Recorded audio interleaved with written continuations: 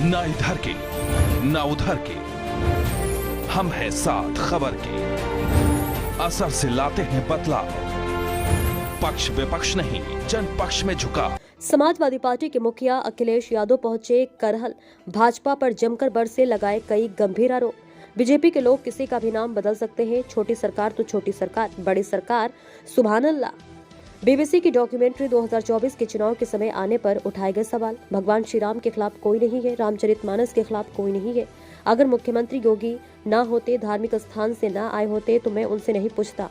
मैं मुख्यमंत्री से सदन में पूछूंगा कि मैं शूद्र हूँ कि नहीं हूँ। इन्वेस्टमेंट मीट पर उठाए सवाल, कहा कि चुनाव से पहले क्यों किया जा रहा है। कन्नौज में हमने दूध का प्लांट लगाया था, बीजेपी वाले वहां पर बियर का प्लांट लगा रहे हैं। उत्तर प्रदेश की सरकार जो काम कर रही है वही दिल्ली की सरकार भी नाम बदलने का काम कर रही है। समाजवादी पार्टी की सरकार में जिस लोक भवन का उद्घाटन नेताजी ने किया उसमें अटल बिहारी वाजपेयी की प्रतिमा लगा दी। कैंसर इंस्टीट्यूट में बजट नहीं दिया गया, अखिलेश यादव ने कहा। गुजरात के रास्ते से गुजरातियों देश पर कब्जा करने जा रहे थे। पूरे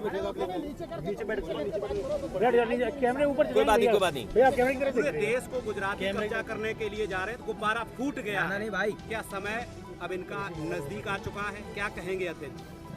मैं अपने सभी पत्रकार साथियों से ये कहना चाहूँगा कि ये समय देश के लिए और अर्थव्यवस्था के लिए बहुत नाजुक है। मुझे याद है कि जिस समय बिजली विभाग के सरकारी कर्मचारियों का प्रोविडेंट फंड एक प्राइवेट कंपनी में इन्वेस्ट कर दिया गया था और वो प्राइवेट कंपनी जब डूब गई तो उत्तर प्रदेश सरकार का पैसा डूब गया था और उसमें आरोप लगा करके बड़े बड़े अधिकारियों को जेल भेज दिया गया था।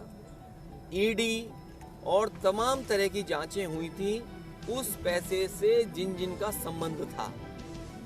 आज एसबीआई का, जो हमारी सबसे प्रतिष्ठित संस्थान है, बैंकिंग में भारत की सबसे प्रतिष्ठा वाली जगह है एसबीआई, और फिर दूसरी प्रतिष्ठित जिसमें आम आदमी ने अपना पैसा लगाया एलआईसी।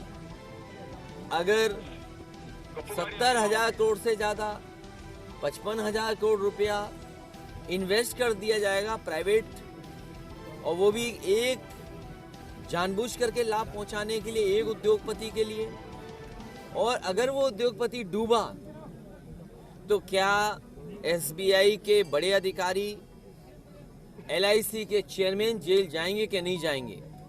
उत्तर प्रदेश में भारतीय जनता पार्टी की सरकार ने जिन लोगों ने प्रोविडेंट फंड को डीएचएफएल में इन्वेस्ट कर दिया था, डीएचएफएल गिरने की वजह से, डूबने की वजह से वो पैसा डूबा था, उस समय अधिकारियों पर आरोप लगा करके जेल भेजा।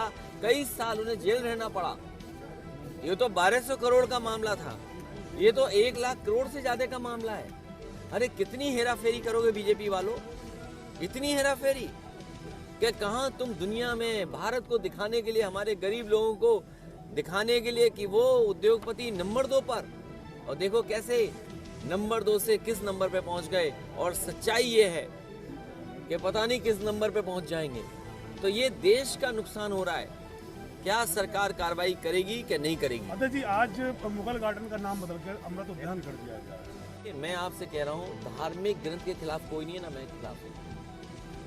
भगवान श्री राम के खिलाफ कोई नहीं है, रामचरितमानस के खिलाफ कोई नहीं। हमसे बोलो रामचरितमानस के खिलाफ नहीं है। लेकिन मेरे पत्रकार साथी, मैंने अपना स्टेटमेंट दिया, कहा है कि मुख्यमंत्री अगर योगी न होते, धार्मिक स्थान से वहां आए होते, तो शायद वो सवाल मैं न पूछता उनसे। लेकिन क्योंकि वो योगी भी हैं और धार्मिक स्थान से उठ करके सदन में आए हैं, वो बात मैं आपसे नहीं पूछूंगा। मैं ये कहूंगा कि वो चौपाई एक बार हमें पढ़ के सुना दो। क्या आप पढ़ के सुना सकते हो, मुझे बताओ। और फिर मैं मुख्यमंत्री जी से पूछने जा रहा हूं कि मैं शूद्र हूं कि नहीं हूं। कल मैं मंदिर में दर्शन करने जा रहा था, क्या बीजेपी और आरएसएस के लोगों ने वहां गुंडागर्दी नहीं की? अरे हमें पता होता कि 4, 5, 6, 10 गुंडे आए होंगे तो हम भी अपनी तैयारी से जाते कार्यकर्ताओं के साथ। बताओ, 5-6 गुंडे भेज दिए। और ये जब काला झंडा समाजवादी लोग दिखाते हैं तो 1-1 साल जेल भेजते हो लोगों को, कार्यकर्ताओं को। 1-1 साल जेल गए हैं समाजवादी कार्यकर्ता, 2-2 साल रहे हैं केवल सिद्धांत पे विरोध करने के लिए। इसलिए पत्रकार साथी, अगर चौपाई आपको याद हो तो भगवान श्री राम की कसम खाओ और वो चौपाई पढ़ दो। अगर अच्छी है तो अच्छी है, खराब है तो खराब है। कोई खिलाफत नहीं कर रहा ग्रंथ की, ना भगवान के खिलाफ है, ना रामचंद्र महाराज के खिलाफ है।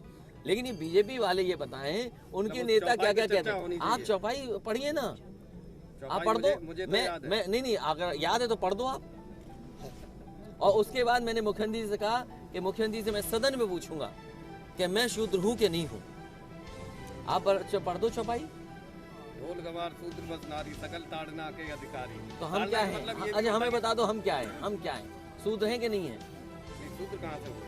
मुझे नहीं पता। अब ये बड़े ज्ञानी पत्रकार हो भाई। ए भाई, इनका गंगा जल से पैर धो दो, सर धो दो इनका। अरे पत्रकार साथी, हर चीज में तुम ऐसा खेल खेलोगे। किस अखबार के हो? नाम क्या है इनका? पूरा बताइए ना। पुष्पेंद्र सिंह। तो ये तो शूद्र नहीं है ना। अगर शूद्र हो क्या तुम? कह दो तुम शूद्र हो, कह दो तुम शूद्र हो। तुम जाओ, तुम हम चैलेंज करते हैं इस बात के लिए। इसीलिए ना समझ मत दो आज के जमाने में, धोखा मत दो। एक नौकरी के लिए तुम समाज में इस तरह की चीजें मत उठाओ। एक नौकरी के लिए कुछ वेतन मिल गया है, जिंदगी चल रही है बस। मैं यही सवाल तुम्हारे मुख्यमंत्री से पूछने जा रहा हूँ। और तुम्हें अगर नहीं बुरा लग रहा है, मुझे बुरा लगता है। अगर तुम जैसे चैनल को नहीं बुरा लगता है तो मैं उसके लिए कुछ नहीं कर सकता, क्योंकि फिर वो चैनल बिका हुआ है। पी के लोग हैं, किसी का भी नाम बदल सकते हैं। और वो एक कहावत है कि छोटे मियाँ तो छोटे मियाँ, बड़े मियाँ सुभान अल्लाह। तो अरे भाई, ये तो पहली बार देखने को मिल रहा है कि उत्तर प्रदेश के मुख्यमंत्री जो काम कर रहे हैं वही दिल्ली की सरकार काम कर रही है। नाम बदलना, आप दूसरों का काम अपना बना लेना। आप तो मैनपुरी इटावा और घर के लोग हैं आप। ये एक्सप्रेसवे आप एक कोने से दूसरे कोने देख लीजिए, कहीं समाजवादी पार्टी नेताजी का नाम नहीं है। लेकिन जहां आप सुसु करने उतरोगे, बीजेपी ने वहां नाम लिख लिया अपना। जिस स्टेडियम में आज मैच खेला जा रहा है, आज इंडिया और न्यूजीलैंड का जिस स्टेडियम में मैच हो रहा है, ये समाजवादियों की देन है। बीजेपी ने नाम बदल दिया उसका। इसी तरह हम शिकायत नहीं करते किसी बात को लेकर के। लोक भवन, हम तो ये कहते रहे कि अटल बिहारी वाजपेयी जी के कुछ काम करना है, उनको सम्मान देना है तो बटेश्वर में कुछ बड़ा यूनिवर्सिटी बना दो, कॉलेज बना दो, कुछ काम कर दो। लेकिन अटल जी के नाम से वहां नहीं किया। समाजवादी सरकार में और नेताजी ने जिस लोक भवन का उद्घाटन किया उसमें प्रतिमा लगा दी अटल बिहारी वाजपेयी जी की। हमें कोई शिकायत नहीं है। कैंसर इंस्टीट्यूट में बजट नहीं दिया इन्होंने। कैंसर इंस्टीट्यूट पूरे उत्तर प्रदेश के लोगों का, गरीबों का इलाज हो जाता कैंसर का। आप खुद पता करिए, जानकारी करिए। हर गांव में कहीं ना कहीं कोई बीमार है या कैंसर से परेशान है, महंगा इलाज है, नहीं करा पा रहा है। नेताजी ने और समाजवादी लोगों ने, हम लोगों ने मिल करके कैंसर इंस्टीट्यूट बनाया। बजट नहीं दे रहे हैं वहाँ एक प्रतिमा लगा दी, अपना नाम छाप दिया। तो ये छोटी सरकार तो छोटी सरकार, बड़ी सरकार सुभान अल्लाह। बीबीसी की डॉक्यूमेंट्री पर बहुत चल रहा है। देखिए, हालांकि बीबीसी की क्रेडिबिलिटी बहुत है, लेकिन सवाल ये है कि चुनाव से पहले ऐसी डॉक्यूमेंट्री आना सवाल खड़ा करती है। हमें कोई शिकायत नहीं है बीबीसी की क्रेडिबिलिटी पर। ये डॉक्यूमेंट्री पहले भी तो आ सकती थी, 1 साल पहले, 2 साल पहले। लेकिन 24 का चुनाव आने से पहले ये डॉक्यूमेंट्री क्यों आई है? और फिर डॉक्यूमेंट्री में जो सच्चाई है, क्या भारत सरकार को शर्म नहीं आ रही इन बातों को देखकर कि दुनिया में कितनी बदनामी हो रही है, किस तरह लोगों की जान गई है, किस तरीके से सरकारी मशीनरी लगी थी हत्या कराने में। तो ये डॉक्यूमेंट्री में सब बातें। और फिर आज के ज़माने में तुम बैन कर रहे यूट्यूब, हर एक के मोबाइल में वो डॉक्यूमेंट्री है।